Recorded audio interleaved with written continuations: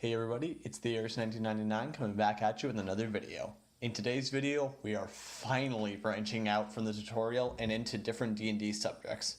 This video will be the first of a new type where we look into alternate classes and races to play as.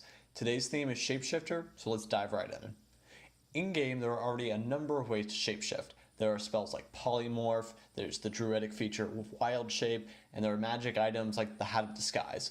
But we'll be looking into even more ways to change shape. The first thing we'll be looking at is a specialty race called Changeling. Changeling is a race from some of the older versions of the game that have been reworked for the modern 5th edition. I'll be using the text from D&D Beyond as my basis for this race, but I am editing a bit just based on what I've had players use before. For gameplay stats, Changelings get their Charisma and Dexterity scores each increased by 1. Their size is medium. They reach maturity at age 15 and live about as long as humans do.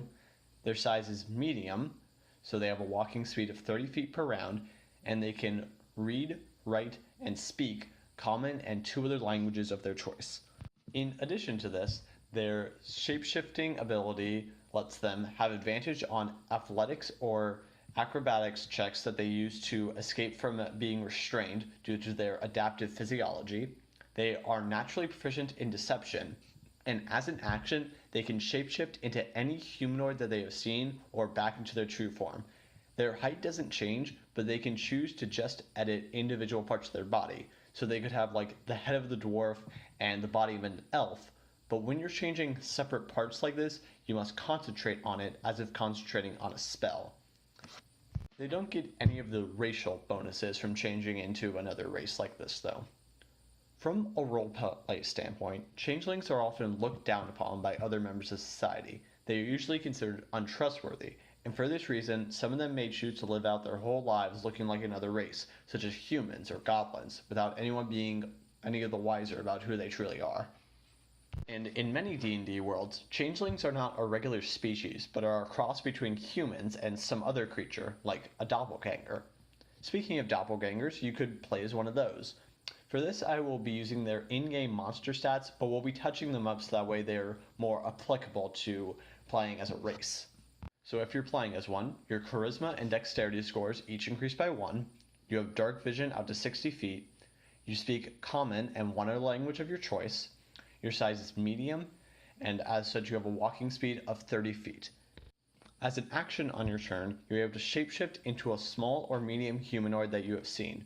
You don't get any of the racial benefits, but otherwise it is an authentic replica. And if you land a surprise attack on someone, then you get to do an extra d6 of damage. This increases to 2d6 at level 10 and then 3d6 at level 15. Changelings and doppelgangers each have their own benefits. Doppelgangers do a better job at full transformations, but changelings are more customizable. Now, being able to shapeshift as a racial feature is useful, but let's say you want to take it a step further. Well, you can use the Shapeshifter class. This is a Homebrew class that I think would be a lot of fun to play with. There are different variants of it online, but my favorite one is from the dndwiki.com, and I'll drop the link for it down in the description. Now, I thought about going through all the class features and saying what all your little options are and what you can pick out, but that just sounded really boring to listen to. So instead, I'll just give you the highlights. At level 1, you get to choose 3 low-level creatures that you can take the form of a few times a day, and as you level up, you get to choose more powerful creatures and more of them.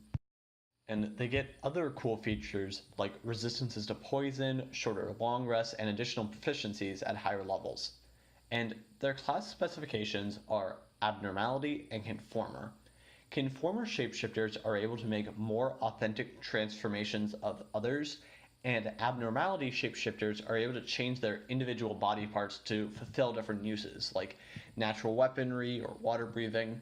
So I guess you could think that Conformer is like Doppelganger and Abnormality is like Changeling.